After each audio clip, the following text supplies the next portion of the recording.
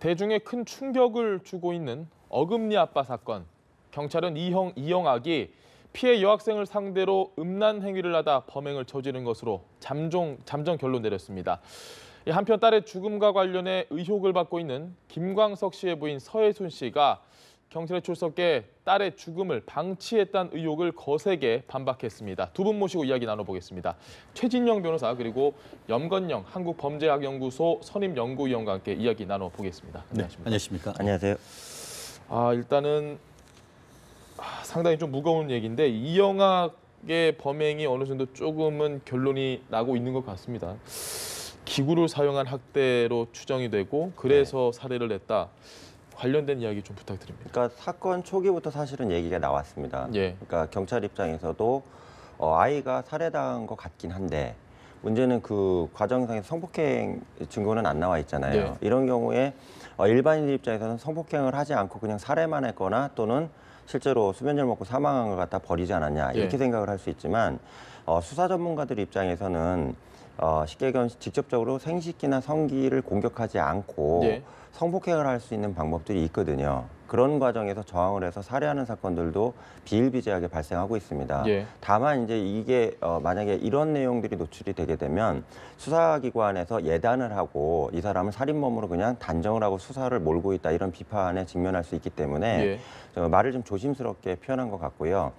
초기에 대부분의 전문가들은 변태적 또는 가학적 성공격을 하던 과정에서 예. 아이가 깨어나서 저항하니까 살해하고 유기했을 것이다. 이런 추정이 지배적이었다는 얘기죠. 알겠습니다. 변호사님은 지금 좀 어떻게 보시는지. 그렇습니다. 이 사건에 대해서 이제 며칠 동안 조사했는 결과 오늘 그 검찰로 넘기면서 죄명을 보면 그 결과를 알 수가 있습니다. 예. 첫 번째 죄명이 뭐냐면은 아동 청소년에 대한 추행, 예. 그러니까 성범죄를 했다는 것이죠. 그리고 그에 따른 살인죄. 그리고 또 살인하기 위해서 그 살인과 추행을 하기 위해서 추행 목적 유인, 예. 더불어서 살인한 이후에 사체 유기 이 네 가지로 해서 이제 크게 그 재판에 검찰로 송치를 했는데요. 예. 실제로 이 최초에 대해서는 사고로 스스로 죽은 것이다 이렇게 얘기를 했다가 결국 본인이 살인을 했다라고 했지만 그 살인 동기에 대해서는 계속 입을 다물었습니다. 그런데 살인 동기가 굉장히 중요하죠. 왜냐하면은 처벌할 때도 지금 보면은 살인 동기를 5개로 단계로 나눠서 하기 때문에 양형에도 중요할 뿐만 아니고 그 동기가 뭔지를 밝혀야 과연 이 부분에 대해서 그 밝혀지지 않은 그 방 속에서 무슨 일이 벌어진가를 했는데 통상 다른 동기보다 성에 관련된 것 같은 경우에는 일반적으로 입을 잘 안 여는 케이스가 상당히 많다고 합니다. 그런 점에 비추어서도 우리 교수님 말씀하신 것처럼 전문가들은 분명히 이것은 성에 관련된 가능성이 상당히 높다라고 추정을 했지만 이 피해자 유족 측 같은 경우에도 이 부분에 대해서 상당히 민감해했기 때문에 경찰에서는 지금까지 최종 수사 결과를 밝힐 때까지 성과 관련된 부분에 대해서는 밝히는 것을 상당히 조심했던 다만 부검과 각종 어떤 과학적 수사 기법상 그 성추행을 했다는 부분들이 과학적으로 증명됐다는 된 이 시점에서는 그 성과 관련된 피해를 입었다는 것을 오늘 수사 결과에 밝힌 것이 아닌가 생각을 합니다. 알겠습니다. 이영학이 검찰에 송치되기 전에 취재진 앞에서 했던 이야기도 좀 저희가 주목을 해봐야 될 것 같은데 저는 사실 보면서 상당히 준비된 멘트가 아닌가라는 생각을 했습니다. 교수님 어떻게 보셨습니까? 그러니까 이 사람 자체의 모든 범행, 요 앞에 하나 또 범행이 있습니다. 뭐가 있냐면 그 쉽게 얘기하면 기부를 받기 위해서 허위로 뭐 상황을 좀 조성해서 기부금은 본인들 생계수라고 준 거잖아요. 이걸 가지고 뭐 사치나 뭐 이런 부분을 한 부분도 있고요. 또 한 가지는 좀 성매매 특별법상의 알선이 될 수가 있습니다. 지금 범행이 또 여러 개 더 있다는 얘기죠. 근데 이 사람이 자기가 범행을 저지르면서 특히 돈을 모금하는 행위에 있어서 SNS, 동영상이 나가는 SNS를 적극적으로 활용했고요. 일부 방송에는 이제 불쌍한 가족 모드로 해가지고 또 막대한 그 기부금을 받는 이걸 조성을 했지 않습니까? 그래서 이 사람은 그 동영상이 나오는 SNS가 자신을 이렇게 띄워주거나 자신을 합리화시키는 어떤 그 매개체라고 생각을 한 겁니다. 따라서 현재 상황 하에서도 뭐 부인이 죽고 나서 노래 부른 것도 마찬가지지만 자기를 구원할 수 있는 것은 자기를 띄웠던 어떤 동영상에 자기가 나가는 것이다. 이런 생각이 좀 집착이 강하기 때문에 사전에 이런 멘트를 준비해서 내가 범행을 저지른 건 시인하지만 이게는 우발적이었다. 이런 것을 지금 이제 자기 스스로 죄 내용을 인식을 하고요. 이런 식으로 작업을 하지 않나 저는 이렇게 생각이 됩니다.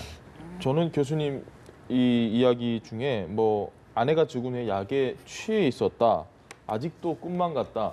이런 이야기를 그냥 한 것 같지는 않거든요. 어떻게 보십니까? 그렇습니다. 이 부분에 있어서 사실 다른 사람이라고 한다고 하면은 이와 같이 경찰에서 최종 수사 결과가 나왔을 때에 네. 죄송합니다 한마디 정도만 하면은 다 될 텐데 보면은 카메라를 보면서 사실 굉장히 많은 얘기를 하는 것을 지금 보면서 이 사람이 평소 때 SNS나 이런 것에 굉장히 많이 노출돼 있고 일상적으로 이와 같은 카메라 앞에서만 서면은 얘기를 하는 사람이구나 하는 생각을 했는데요. 그러기 위해서는 이미 많은 생각을 했을 것이고 말씀하신 것처럼 그 얘기 중에 상당 부분은 내부적으로 많이 준비했을 가능성은 전 높다고 봅니다. 다만 그럼에도 불구하고 실질적으로 이번에 그 본인들이 이와 같은 일을 벌인 이후에 자살을 하려고 했는지 네. 어떤지는 잘 모르겠습니다만 졸피뎀이라고 하는 이 그 수면제 약 같은 경우에는 전문 의약품입니다. 이것은 그냥 그 약국에서 살 수 있는 게 아니거든요. 결국 졸피뎀 같은 경우에 수면을 유도하기도 하지만 그것이 평소 때 어떻게 보면은 집안 사람 중에 몇몇 같은 경우에는 수면을 못하거나 아니면은 우울증을 앓았을 가능성이 있고 아니면은 경우에 따라서는 그 실질적으로 부인이 사망한 이후에 본인도 그 딸과 함께 자살을 준비했을 가능성도 전혀 배제할 수는 없는 것이죠. 다만 그럼에도 불구하고 전체적인 어떤 말의 신빙성이 현저하게 떨어진다는 점에서 설령 본인이 그 자살을 하려고 했다 하더라도 그것이 어떤 이와 같은 범행을 전혀 어떻게 보면 정당화시킬 수는 없는 것이죠. 그렇다는 점에서 지금 상당 부분 경찰이 동기까지 밝혀냈다는 점에서는 아무리 이와 같은 그 본인에 대해서 변명을 하고 꿈만 같다 한다 하더라도 계획적인 범행임에 틀림없기 때문에 엄벌에 처할 가능성이 매우 높지 않을까 싶습니다. 알겠습니다. 이영학에 대해서 아마 시청자분들도 지금 관심이 많을 텐데 그 심리 상태가 참 궁금한 게 오늘도 죄송하다라는 이야기를 했는데 주어가 없습니다. 도대체 이게 누구한테 죄송한지. 그러니까 그 죄송하다는 것보다 처벌을 면하려고만 하는 거죠. 그러니까 죄송하다는 걸 얘기를 할 때, 그러니까 지금 앵커께서 말씀하셨듯이 주어가 제가 죄송합니다 이렇게 얘기하면 어느 정도 그래 반성한다고 생각을 할 수 있지만, 그러니까 그냥 그 두루뭉술하게 죄송하다 그러면. 그러니까 형량을 낮추기 위해서 반성하는 기미를 보이려고 하는 이런 심리적 기제가 있고요. 또 한 가지는 이런 큰 사고를 저지르게 되면 언론하고 접촉을 피하는 게 10이면 10명 다 그렇게 돼 있습니다. 근데 언론에 적극적으로 나서서 그리고 부인 사망 사건이 경찰에서 수사가 들어간 이후에도 지속적으로 자신을 내세우려고 이렇게 표현을 하거든요. 이걸 봤을 때는 이 사람이 지금 공격적으로 자기 방어를 하기 위해서 법리적 방어를 하기 위해서 노력하지 않냐 이런 생각이 들고요. 더 큰 문제는 이 사람은 제가 볼 땐 죄의식은 전혀 없는 사람이라고 전 판단이 됩니다. 그 이유는 아무리 극악한 살인범도 사체를 유기할 때 그것도 더군다나 딸의 친구였거든요. 그 과정상에서 딸을 공범 관계가 설정되는 걸 분명히 알면서도 유기에 참여시켰다는 것은 제가 볼 때는 자녀조차도 범행 도구로 생각하는 이런 극단적인 사이코패스 기질이 있을 수 있다는 얘기입니다. 따라서 지금 현재 이 사람이 하는 행동은 일반인 상식선에서 이해하는 것은 저는 바람직하지 않다고 생각합니다. 일반인 상식선에서 정말 이해가 안 되는 게 뭐 사이코패스적인 것도 있고 그리고 도착증도 뭐 있다라는 이야기, 그다음에 아동 소아 성애자 뭐 이런 이야기도 많은데 유독 14살에 집착을 하는 이런 사람들이 있었으면 저는 처음 보거든요. 그렇습니다. 소아성애자 이런 케이스가 있는데 소아성애 같은 경우에는 보통 이제 정말 어린 뭐 10세 미만인 케이스가 많은데 이영학 같은 경우에는 10대 그러니까 14살부터 이제 20살 이하의 그 어떤 그 여자에 대해서 특별한 어떤 성적 기호를 보이는 증거가 상당히 있는 것 같은데요. 본인 같은 경우에는 보면은 인터넷 홈페이지 같은 것들을 살펴보면은 그 여중생이나 이런 사람들이 어떤 성 고민을 하는 그런 것을 보면은 밑에다 그 댓글을 이렇게 달았다고 합니다. 그 14세의 사랑이 가장 위대한 사랑이다라고 하면서 본인이 이거 그 어떤 본인의 얘기도 하고 있는데 14세 같은 경우에는 현재의 나이로 봤을 때 중학교 2학년이죠.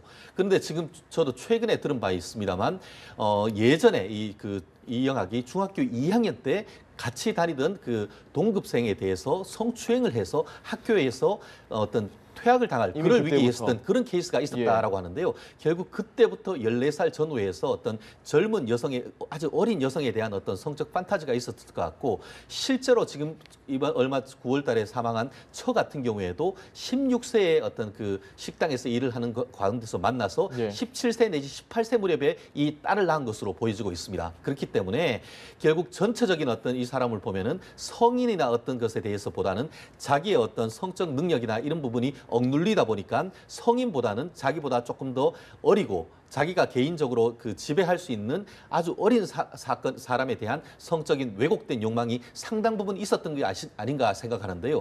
그렇다는 점에서 미로 짐작할 때는 과연 이번 사건만 있었던 것인가? 그런 것이 바로 이 지점에서 그 추측할 수밖에 없는 것이 예. 일단 경찰에서는 이 부분에 대해서 완계를 지은 다음에 추가적으로 다른 10대 여성에 대한 범죄가 없었는지에 대해서는 추가적인 조사가 반드시 필요한 것이 아닌가 생각을 합니다. 알겠습니다. 제가 어제 그 예전에 과거에 이영학이 가족 단위로 나와서 다큐멘터리 찍은 네, 거를 저도 한번 쭉 봤습니다. 보셨을 겁니다. 네. 상당히 정상적인 모습 그리고 네.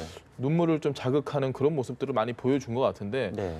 지금 이렇게 보면 제정신이 아닌 사람이라고밖에 생각이 안 되거든요. 이게 이렇게 공존할 수가 있는 건가요? 이 사람은 제가 볼 때 다중인격의 소유자입니다. 다중인격. 그 불쌍한 아빠의 인격을 연기라고 하기에는 쉽지는 않습니다. 그게 본심에서 드러나온 걸 수 있습니다. 그래서 우리가 일반적으로 정상인인 상태에서 악행을 저지르는 것들을 우리가 나쁘게 볼 수 있지만 예. 일부 그 극단적인 사이코패스적 기질을 가진 사람은 다중인격을 가지고 있는 경우가 있습니다. 예. 그러니까 필요할 때마다 그걸 꺼내 쓰는 거죠.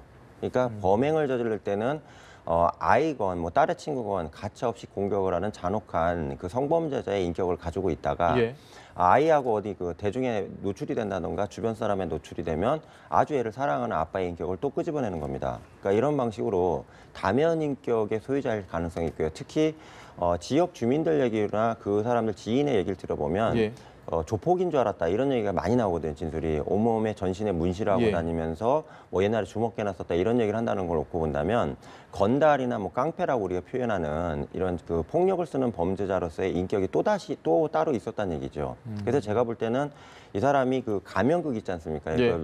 중국에 보면 이렇게 얼굴 바꾸는 식으로 예, 예. 다면적 성격을 자기 나름대로 자유자재로 꺼냈을 수 있는 그 기능이나 재능을 가지고 있지 않았나 저는 이렇게 분석을 해봅니다. 그러면 유서 동영상이라고 네. 본인이 주장하는 것도 아마 봤을 텐데 네. 사체를 유기하고 돌아오면서 알리바이를 만드는 네. 듯한 그때도 보면 눈물을 흘리고 사람들이 내가 널 와이프를 지칭하면서 내가 네. 널 죽였다고 의심한다면서 네. 엄청 우는 모습도 많이 보였단 말이죠. 이것도 다중인격의 하나. 네, 다중인격일 수 있습니다. 두 가지가 공존하는 거죠. 범행을 나는 그렇게 안 하려고 했는데 예. 네가 그런 상황이 되다 보니까 내가 범인으로 몰렸다는 거에 대한 억울함이나 또는 부인에 대한 연민의 감정이 있지만 예. 반대로 그 살인의 어떤 혐의로 수사를 받고 있잖아요. 그걸 좀 회피하기 위한 목적으로 그런 동영상을 멀티로 사용을 했기 때문에 예. 이 사람이 가지고 있는 것은 두 가지 중에 하나일 수밖에 없습니다. 하나는 다면인격을 가지고 자유자를 활용을 하거나 예.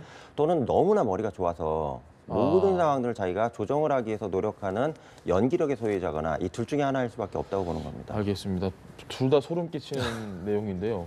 딸이 이제 좀 조사를 계속 받아야 되는 상황이고 그런데 딸이 모든 범행에 다 가담을 했고 지금 현재까지 드러나는 건 근데 말씀하신 것처럼 뭐 다면 인격이건 아니면 머리가 좋건 딸도 그렇다면 그럴 수 있는 가능성이 있을까요? 뭔가 지금 좀 문제가 많이 있어 보이는데 결국 이 부분에 대해서 딸 또한 피해자이다라는 그런 시각이 있고 예. 또 딸에 대해서 어제 영장이 기각된 것에 대해서 소년법이 오히려 소년을 망치고 있다. 이런 그 상반된 시각이 우리 사회에 존재하는 것 같은데요.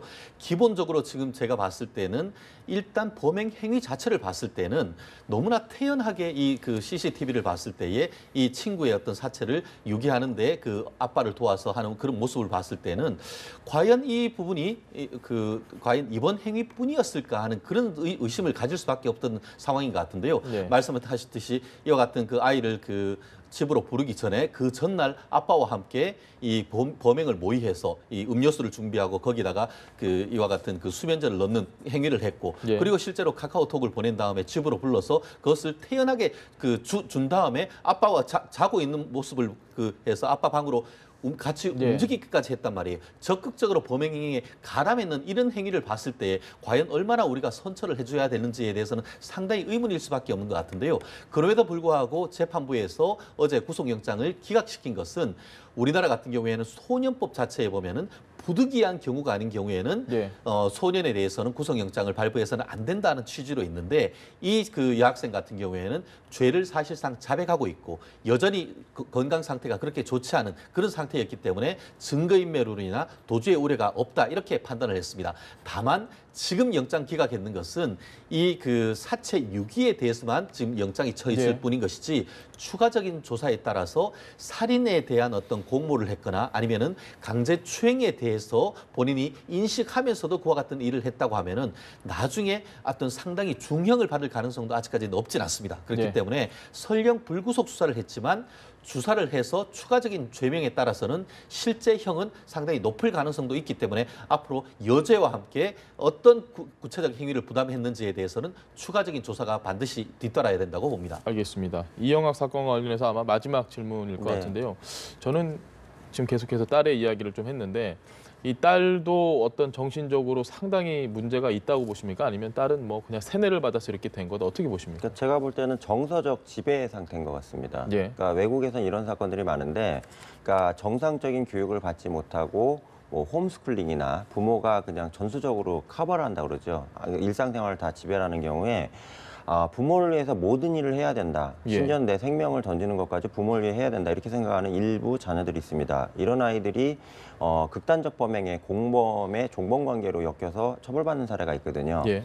다만 그 미국 같은 경우는 이런 사건에 대해서 용서하지 않습니다. 왜 그러냐면 용서를 하게 되면 아버지가 시켜서 했어요. 이렇게 하면서 살인을 저지르는 이 아이들이 많이 발생할 예. 수 있잖아요. 그래서 예비적 차원에서 처벌은 가혹하게 하고 있지만 일단 이 학생이 문제가 되는 어떤 그 지배적 상황에 대해서는 어느 정도 인정을 해준다는 얘기죠. 예. 그러니까 지금 내용을 놓고 봤을 때도 아빠가 널 위해서 이렇게 희생을 하고 살기 때문에 이 아이를 꼭 꼬셔서 데려와야 된다 이렇게 얘기했을 가능성이 크고요. 아빠가 이 아이를 사랑하기 때문에 잠깐 대화를 나누기 위해서 뭐 수면제를 좀 먹여야 되니까 도와달라 이렇게 얘기했을 수 있다는 얘기죠. 예. 법원에서도 아마 이런 부분을 놓고 특히 이 아이가 지금 진술을 계속적으로 하고 있기 때문에 수사 지원 차원에서라도 일단 풀어주지 않았냐 이렇게 생각이 됩니다. 알겠습니다.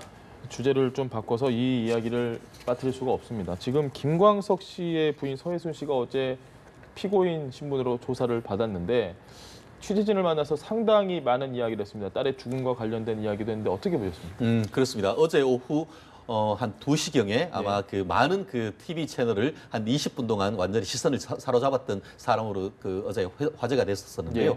처음에는 약간 그 좀 조곤조곤 얘기하시다가 나중에는 아주 격정적인 그 모습을 그 토로하는 모습을 봤었는데 예전에 어떤 TV나 언론에 노출했을 때와 달리 상당히 어떤 법적으로 준비되어 있는 모습 그리고 또 본인이 이제 구체적인 어떤 그 무혐의를 밝힐 수 있는 증거를 가지고 있어서 당당하다는 어떤 느낌을 가졌고 더불어서 이와 같은 문제 자체를 제기했던 그 이상호 전 MBC 기자 그리고 예. 이 김광석이라는 영화를 그 만든 사람에 대해서 직접적 비난을 하면서 앞으로 이제 이 강력한 어떤 법적 대응을 그 예고를 했었지 않습니까? 예. 그와 같은 이후에 한 9시간 정도 그 수사를 받았고 수사를 어제 밤늦게 나오면서는 이제 또 얘기할 거 다 했다. 그리고 하면서 이 이상호 기자에 대해서 앞으로 나에게 용서를 구해라. 그렇게 예. 한다고 하면 불문에 붙이겠다라는 취지로 얘기를 했었는 것 같은데요.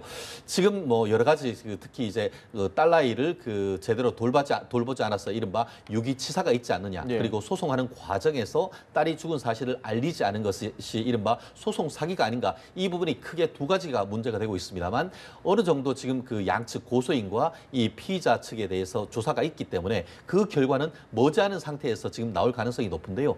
제 개인적인 소견으로 봤을 때 예. 관련되는 그 대법원 판결과 관련된 쭉 봤을 때는 예전에 최초의 어떤 의혹보다는 상당 부분 의혹이 제기가 됐고 네. 이 그 서혜순 씨의 그 어떤 주장이 상당 부분 어떤 현실에 맞을 가능성이 훨씬 더 높아지고 있는 그런 전반적인 흐름이 아닌가 생각을 합니다. 알겠습니다. 사실 뭐 서혜순 씨가 지금 범죄를 저지른 것도 아니고 그냥 네. 피고인 신분으로 조사만 받는 거기 때문에 네. 저희가 예단하기 쉽지 않지만 어제의 모습만 놓고 보면 아마 시청자분들은 이런 생각을 했을 수도 있을 것 같아요. 딸의 죽음을 이야기하는데 너무 태연하게 이야기를 쭉쭉 잘 풀어 나간다. 과거 종편에 나와서 인터뷰했을 때도 그랬고 네. 그런 생각을 하면서 심리 상태가 또 궁금한 분들도 분명히 있을 것 같은데 교수님 보셨을 때 어떻습니까? 예, 두 가지로 볼 수 있습니다. 이거는 뭐 추정이기 때문에 추정으로만 네. 말씀드리는데요.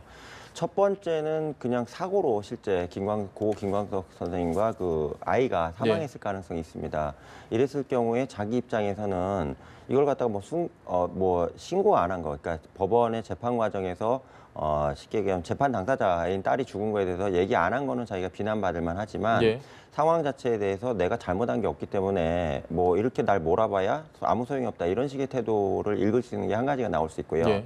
또 한 가지는 일부 시중에서 제기하고 있는 뭐 유기치사나 이런 부분에 대한 범죄적 행위에 만약에 연관이 됐다면 예. 이런 태도 나오는 거는 역시 또 마찬가지일 수 있습니다. 그 이유는 뭐냐면 장기간에 걸쳐서 자기가 잘못된 행위를 했다 하더라도 이거를 반박하기 위한 알리바이를 만드는 게 일반적인 패턴이거든요. 예. 근데 이게 시간이 경과하면 경과할수록 알리바이가 더 공고해집니다. 즉 거짓말을 얘기한다 하더라도 예. 이게 5년, 6년, 7년이 되면 매일같이 그거를 되새김질을 뇌 속에서 하기 때문에요. 이게 사실인 걸로 이제 인식이 돼서 자연스럽게 이야기를 할 수 있다는 얘기죠. 그래서 심리 분석하시는 분들은 다 똑같이 말씀하시겠지만 잘못을 했든 잘했든 간에 이분의 행동 패턴은 거의 똑같은 식으로 보일 수밖에 없다. 이걸 제가 말씀드릴 수 있는 거죠. 알겠습니다. 어찌됐건 뭐 결론이 난 건 아니니까 조심스럽게 네, 저희가 조심스럽게, 추정하는 네, 정도로만 마무리를 하고 오늘 이야기는 여기까지 나눠봐야 될 것 같습니다. 지금까지 최진용 변호사 그리고 염건영 한국범죄학연구소 선임연구위원과 이야기 나눠봤습니다. 두 분 고맙습니다. 감사합니다.